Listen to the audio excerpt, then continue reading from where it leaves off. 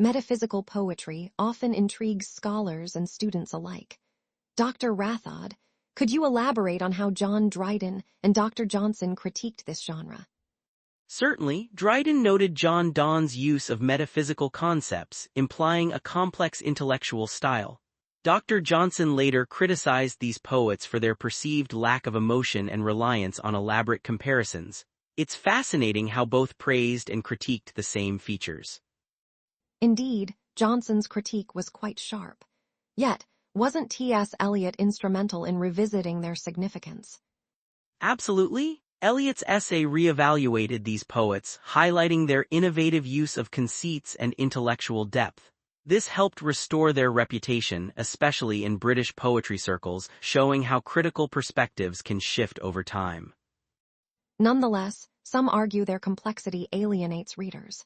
Do you see this as a challenge or a unique appeal? That's a valid point. The intricate nature of their work can be daunting, but it also offers a rich tapestry of thought and emotion.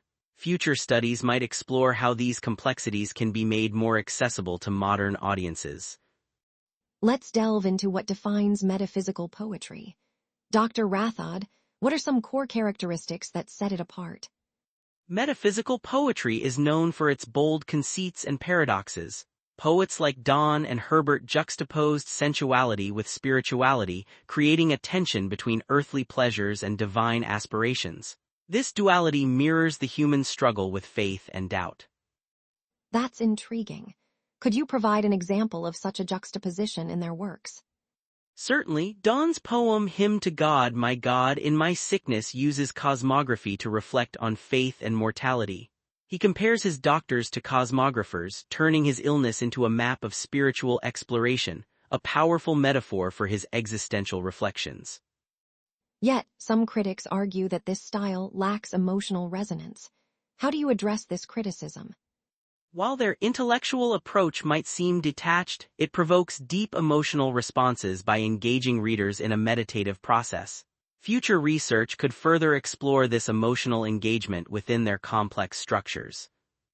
Focusing on individual poets, John Donne and George Herbert stand out in the metaphysical tradition. What makes their contributions particularly significant, Dr. Rathod? Donne's work is marked by a stark contrast between religion and secular life. His conceits, such as comparing his lover to newfound land, challenge conventional poetic norms. Herbert, on the other hand, used simpler forms, yet his spiritual struggles were complex and profound. Herbert's The Collar is often cited for its emotional intensity. Could you explain its significance? The Collar exemplifies Herbert's inner turmoil, beginning with defiance and ending in submission. It captures the essence of spiritual doubt and reconciliation, making it relatable across centuries. However, their experimentation might seem overwhelming to some readers. How do you see their legacy evolving? Crashaw's conversion to Catholicism is particularly interesting. How did it influence his poetry? Its blend of intellectual rigor and emotional depth offers a fertile ground for exploring the intersection of faith, identity, and creativity. As scholars seek to understand the human condition, the metaphysical tradition provides enduring insights.